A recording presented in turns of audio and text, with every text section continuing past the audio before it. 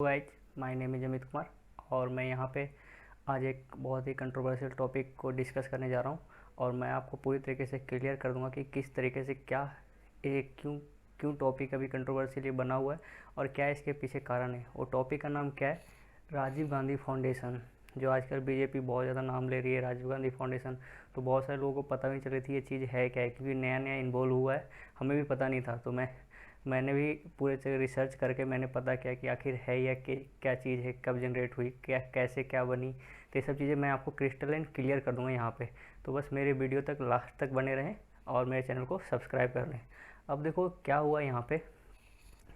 Rajiv Gandhi foundation जो अभी BJP की तरफ से एक हथियार की तरह यूज किया जा रहा है। अब क्यों किया जा रहा है, कैसे क्या है, तो वो उनकी मेंटेलिटी है।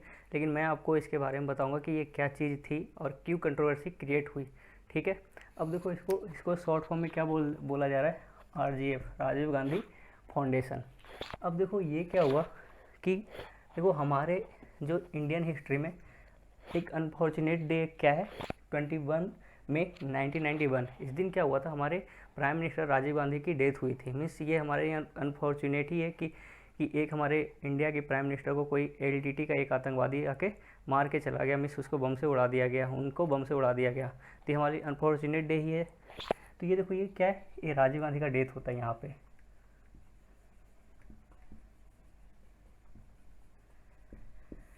अब राजीव गांधी का डेथ होने के बाद क्या होता है, 21 मई 1991 को इनकी डेथ होती है। उनकी डेथ होने के बाद क्या होता है, उनके एक महीने बाद 21 जून 1991 को ये जो फाउंडेशन है राजीव गांधी फाउंडेशन, इसको शुरू किया जाता है।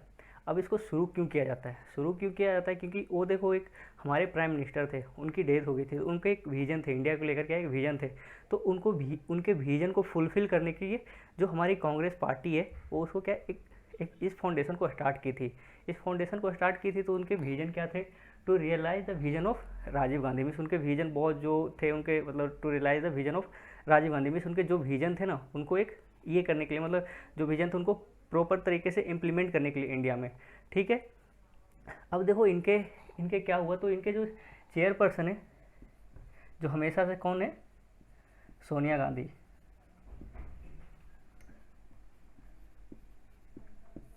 जो राजीव गांधी की क्या है, वाइफ है। तो ये कि ये हमेशा इनके चेयरपर्सन है राजीव गांधी फाउंडेशन के।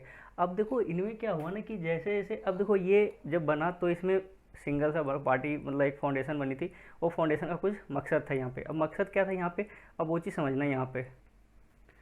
तो यहाँ पे देखो उन्होंने क्या किया था कि जब ये बनाया गया था, ये फाउंडेशन बनाया गया था, तो उनके 5 फील्ड में वर्क करने की बात की गई थी। 5 फील्ड में वर्क करने की बात की गई थी, मतलब क्या कि ये कौन कौन से फील्ड में वर्क करेंगे इस फाउंडेशन से रिलेटेड, इस फाउंडेशन के थ्रू किस किस फील्ड में वर्क करेंगे वो। तो पहला था लिटरेसी। जो हमारे अगर देखो तो 1991 में लिटरेसी रेट बहुत कम थी, तो उन्होंने लिटरेसी पे वर्क करने की बात की थी। फिर दूसरा क्या था, promotion of science. Promotion of science and technology, ऐसे भी हम क्या बोलते हैं कि जो हमारा कंप्यूटर जो इंडिया में आया था, कब आया था? तो राजीव गांधी के टाइम पे ही फर्स्ट टाइम आया था इंडिया में।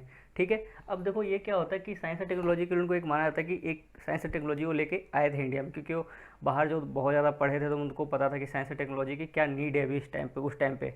तो लेकर भी आए थे, इंडिया में भी लेके आए थे। अब देखो क्या था, promotion of science and technology. अब excellence in aviation. Excellence in aviation में एविएशन सेक्टर को बढ़ावा देना। जो एविएशन सेक्टर हमारे पिछड़ रहा था उस टाइम पे, तो उसको बढ़ावा देने के लिए। ठीक है।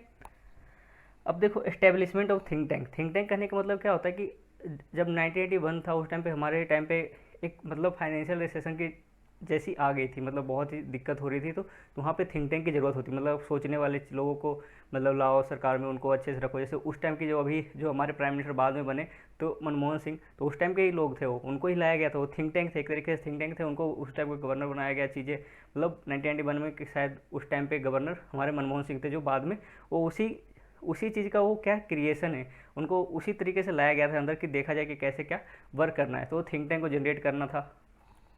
अब देखो क्या था, फिर एम्पावरमेंट ऑफ, जो लोगों को एम्पावरमेंट किया जाए, मतलब लोगों को अपने पैरों पे खड़े रहने के लिए बूस्ट किया जाए। तो इन सब चीज़ों के 5 इनके विजन थे, जो स्टार्टिंग से इनके 5 विजन लेकर इन्होंने काम करना स्टार्ट किया था। ठीक है। अब देखो ये तो इनके पॉजिटिव पार्ट थे। जो पॉजिटिव पार्ट थे मतलब ये बहुत ही एक अच्छे विजन लेके चले थे इनके चेयरपर्सन सोनिया गांधी। अब देखो इनमें और भी बहुत सारे पीपल जुड़े रहते, जैसे इनके बोर्ड मेंबर भी है। तो इनके बोर्ड मेंबर में कितने लोग हैं,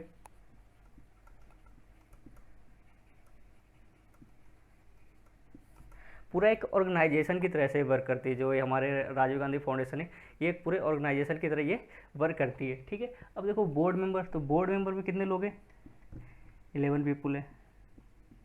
अब देखो 11 पीपल में कौन कौन सा है, तो हमारे अब सोनिया गांधी है, तो सोनिया गांधी एक हो गए, फिर राहुल गांधी हो गए, फिर प्रियंका गांधी हो गई, फिर उसमें संजीव गोयनका आते हैं, फिर ये हमारे मनमोहन सिंह आते हैं। मतलब इनके मतलब जो कांग्रेस के जो अच्छे लोग हैं और कुछ कुछ मतलब जो फील्ड के अच्छे लोग हैं उनको इनके में रखा गया है ट्रस्टी के नाम पे या किसी तरीके से उनको बोर्ड मेंबर के रूप में बनाया गया ताकि फाउंडेशन चलते रहे। अब देखो यहाँ पे आगे क्या होता है। अब यहाँ पे जैसे जैसे टाइम टाइम बढ़ते जाता है, तो टाइम बढ़ते जाता है तो फिर क्या होता है कि ये धीरे धीरे मतलब बीच में फिर ये हमारे अटल बिहारी की गवर्नमेंट आई, अटल बिहारी बीजेपी की गवर्नमेंट आई, जिसको भी बोलो, या फिर इंडिया कोलिएशन की गवर्नमेंट आई, फिर आया बीजेपी, फिर आया यूपीए का गवर्नमेंट। अब देखो यहाँ पे क्या हुआ ना कि जब यहाँ पे ये सब स्टार्ट हुआ तो इनका क्या, अब यहाँ पे कंट्रोवर्सी क्यों स्टार्ट हुआ ये समझो यहाँ पे। अब देखो इसका बोलने का मतलब ये है ना कि जब ये इतनी बड़ी फाउंडेशन है तो इससे बहुत सारा मतलब जुड़ा, बहुत सारे छोटे छोटे ट्रस्टी भी जुड़े हुए हैं। तो आप इनको जाके देख सकते हो, आप इसको विकिपीडिया कर लेना या कुछ भी कर लेना, तो आप देख सकते हो कि बहुत सारे छोटे मोटे ट्रस्टी इससे जुड़े हुए हैं। और इनका काम कितना तक सक्सेसफुल नहीं है वो तो मैं नहीं कह सकता, वो तो ज़्यादा और देखोगे तभी पता चल पाएगा। लेकिन ये कुछ कुछ सही काम कर रहे थे, अपने दिशा में काम कर रहे थे। तो ये देखो कोई भी होता है, कोई भी फाउंडेशन कब चलता है, जब उसके अंदर पैसे आते हैं, पैसा आएगा तभी वहाँ पे वो ग्राउंड लेवल पे इम्प्लीमेंट कर पाएंगे। इनके 5 विजन, तो 5 विजन तभी होंगे जब इनके पास पैसे आएंगे। तो ये क्या हुआ इनके, तो इनके जो है ना, इनको क्या यहाँ से कंट्रोवर्सी क्या क्रिएट हुई है, तो कंट्रोवर्सी क्या हुई कि इनको ये दिखा, इन्होंने ये देखा कि कुछ 2006 के में इन्होंने क्या बोल रहे हैं, जो हमारे अभी जो ऑन गोइंग गवर्नमेंट है बीजेपी की तरफ से, क्या बोला है कि इनको मेहुल चोकसी ने इनको पैसा दिया, मतलब इनको फंड दिया। फिर ऊपर से क्या बोला जाता है, दूसरा क्या है कि पीपुल रिपब्लिक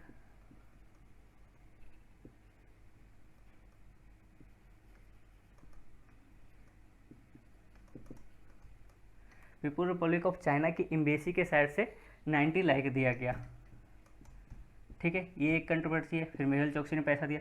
फिर तीसरा क्या है कि पीएम केयर का जो फंड होता था ना, उस टाइम का जो पीएम केयर का फंड जो होता था, तो 2004 से लेके 2006 तक अप्रोक्स, या फिर 7 मान लो, जो भी मान लो, मनी डायरेक्ट ट्रांसफ़र हुए, money miss direct Rajiv Gandhi foundation में ट्रांसफ़र हुए, वहाँ के थ्रू वर्क हो रहा था। मिस ये डायरेक्टली ट्रांसफ़र नहीं होता क्योंकि ये पीएम केयर फंड है, तो लोगों की भलाई के लिए जाना चाहिए था। लेकिन यहाँ पे एक मतलब एक अलग तरह के चेंज की तरह जा रहा था, जो इनका ब्लेम है, बीजेपी का ब्लेम है। अभी देखो ये ब्लेम है। अब ये देखो कोई भी फाउंडेशन है तो चलने के लिए उसको फंड की ज़रूरत तो होती है। अब देखो ये कहाँ से आ रही है, नहीं आ रही है। मेहुल चोकसी अभी के लिए हमारे लिए वो बहुत ही गंदा इंसान है, मैं मानता, अभी बहुत ही गंदा इंसान है क्योंकि हमारा बहुत सारे बैंकों का पैसा लेके चला गया। लेकिन जब वो स्टार्टिंग पीरियड में था, जब वो जनरेट हो रहा था, तो वो किसको पता था कि वो क्या हो रहा है। ऐसा सोचता है कि वो बस मेहुल चोकसी राजीव गांधी फाउंडेशन को पैसा दे रहा था, या फिर बीजेपी, जहाँ बीजेपी गवर्नमेंट हो उसको पैसा। क्योंकि देखो ये जो पॉलिटिकल पार्टी है इनको चलाती कौन है, ये हमारे बड़े बड़े बिजनेसमैन ही चलाते हैं, क्योंकि इनके पास खुद पैसा तो लगाते नहीं इलेक्शन में। इलेक्शन में किनके पैसे लगते हैं, तो बड़े बड़े बिजनेसमैन के पैसे लगते हैं। तो किसको फंड किया, नहीं किया, थोड़े बहुत फंड तो आते हैं।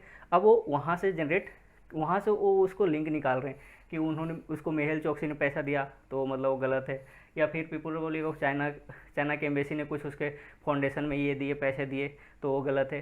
अरे अभी तो पास्ट हो चुका है ना हमारे लिए, अब उसको आप उसको कनेक्ट क्यों कर रहे हो। ये जी तो देखो, जैसे हम अभी चलो मानते हैं, मैं बीजेपी के लिए एक बार बात करता हूँ, एक बार चीज़ें समझने की ट्राई करते हैं। अब देखो वो हमारा क्या था, वो हमारा पास्ट था, और वहाँ पे उस टाइम पे क्या हुआ, ऑडिट।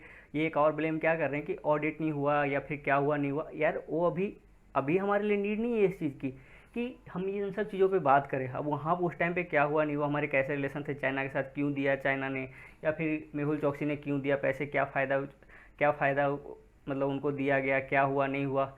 जैसे अभी देखोगे आज की डेट में, मैं रिसेंट टाइम की बात कर रहा हूँ, तो अभी सबसे ज़्यादा पैसा जो मिलता है बीजेपी कैंप, मतलब पॉलिटिकल पार्टी या फिर जो अपने जो ये पार्टी दूसरे जो अपने बिजनेसमैन होते हैं, सबसे ज़्यादा पैसा किसको मिलता है, बीजेपी को मिलता है। उसके बाद सेकंड नंबर पे कांग्रेस को मिलता है। लेकिन ये कहाँ से आता नहीं आता, ये अपने अकॉर्डिंग सब सेट कर लिए हैं। जितने पॉलिटिकल पार्टी है ना, सब अपने अकॉर्डिंग सेट कर लिए। पहले तो होता था कि बॉन्ड आता था तो पता चल जाता था कि कैसे क्या हो रहा है, किसके कितने बॉन्ड जा रहे हैं। अब तो कैसे क्या कौन पैसा दे रहा है वो भी पता नहीं चलता है, किसको कौन से पॉलिटिकल पार्टी को कितना दिया वो भी पता नहीं चलता है, चीज़ें क्या कहाँ से कहाँ पहुँच रही है वो पता नहीं चलता। तो ये सारे पॉलिटिकल पार्टी एक तरीके से ना सेम ही होती है और सब बस अपने फ़ायदे के लिए यूज करती है।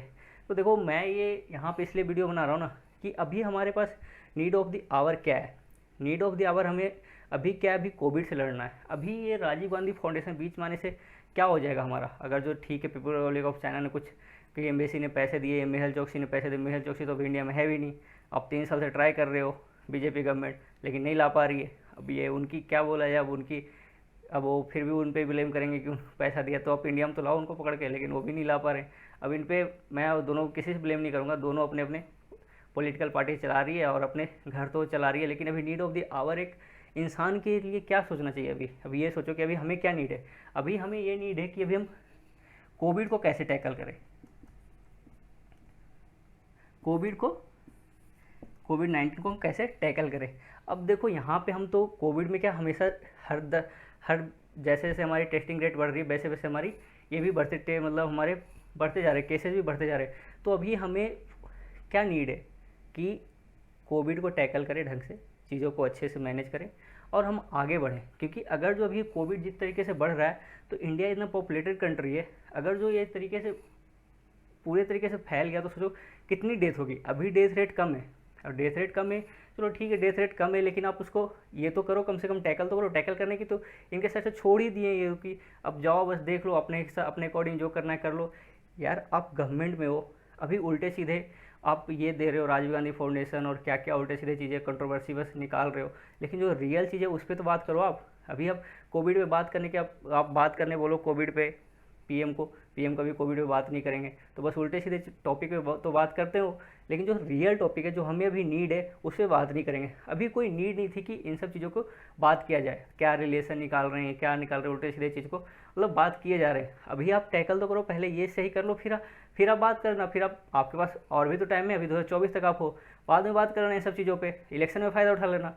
लेकिन अभी फ़िलहाल तो वर्क तो करो ये कोविड पे ढंग से। तो कोविड पे काम कर नहीं रहे ढंग से, बस ये क्या हो रहा है कि ये चीज़ों को बस अलग एक डायरेक्शन में लेके जाना चाह रहे हैं कि हम तो अब यहाँ से ठीक है, यहाँ से बात बन नहीं रही है तो एक अलग डायरेक्शन में लेके जाए, अलग माहौल बनाया जाए। अब देखो इनके माहौल बनाने का भी तरीका है, जैसे वो उन्होंने बोला था ना अमित शाह ने कि सब चीज़ क्रोनोलॉजिकल ऑर्डर में होता है, तो बस वैसे ही है। यहाँ पे सबसे पहले कौन आएंगे क्रोनोलॉजिकल ऑर्डर में, तो रविशंकर प्रसाद आएंगे।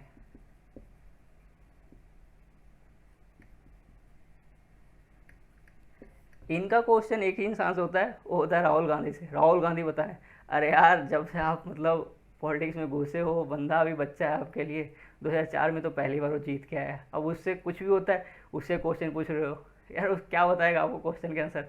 आप पार्टी में हो, आप अभी चला रहे हो सरकार, तो आप आंसर दो ना, जो लोग पूछ रहे हैं उसका आंसर तो आपसे दिया नहीं जाता है। राहुल गांधी आंसर दे, राहुल गांधी आंसर दे, क्या आंसर दे राहुल गांधी।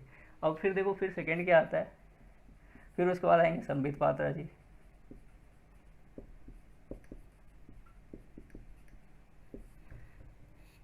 रविशंकर प्रसाद जी नमक और मिर्च ला के चले गए, मसाला डालने आते कौन, हमारे संबित पात्रा। वो और मसाला आके फिर राहुल गांधी सोनिया गांधी सबको कहाँ कहाँ से क्या क्या क्या कनेक्शन कहाँ से, मतलब एक आंसर सही से नहीं देंगे और कनेक्शन कहाँ से कहाँ जोड़ के मतलब क्या से क्या कर देंगे पता नहीं। वो कहाँ से क्या क्या पढ़ के क्या डॉक्टरी का पढ़ाई की हो वो तो उन्हीं को पता है, इन कहाँ से क्या कनेक्शन क्या जोड़ देते उनको कोई टैकल नहीं कर सकता चीज़ों में। फिर आते फिर धीरे धीरे बीजेपी का क्रोनोलॉजिकल ऑर्डर स्टार्ट होता है। फिर मतलब आप जिस टॉपिक पे बात करना चाह रहे हो उस टॉपिक पे तो बात ही नहीं करेंगे, दूसरे टॉपिक पे बात करवा लो आप उनसे। तो ये सीन है, थोड़ी सी हमें भी अभी समझने की ज़रूरत है कि चीज़ों को देखें कैसे क्या करना है। क्योंकि देखो पॉलिटिकल पार्टी चलती है तो हमारी वजह से ही चलती है, हम उनको देते हैं जिताते हैं तभी वो बात करते हैं। तो ये चीज़ों पे अब हमें भी सोचना चाहिए कि ये पॉलिटिकल पार्टी जो है ना ढंग से चीज़ों पे बात करे, मतलब जो चीज़ें ऑनगोइंग जो हमारे लिए फ़ायदे की चीज़ें उन पे बात करें, लेकिन उन पे ये बात करते नहीं हैं। अभी देखो हमारे एक छोटा सा कंट्री, हमारा नेबर कंट्री है नेपाल, वो भी आँख दिखा रहा है। अब क्यों आँख दिखा रहा है, आप उसको समझना चाहते हो तो हुआ ही उन्हीं के भाषा में आंसर दूंगा कि क्रोनोलॉजिकल ऑर्डर को समझो कि जब से डिमोनेटाइजेशन हुआ उसके बाद नेपाल के साथ क्या क्या हुआ है इंडिया के थ्रू। तो क्रोनोलॉजिकल ऑर्डर को जाओ एक बार फॉलो करो, फिर आपको समझ में आएगा कि नेपाल ऐसा क्यों कर रहा है। ठीक है, तो चीज़ों को देखो समझो फिर आगे एनालाइज करो, तो फिर अभी और मैं आपको क्या बोलूँ, बस यहाँ पे यही बोलूँगा कि जितना मैं देख रहा हूँ, मेरी जो थिंकिंग है मैं आपको बताया, और आप क्या सोचते हो मेरे कमेंट सेक्शन में आप please reply. Okay, thank you.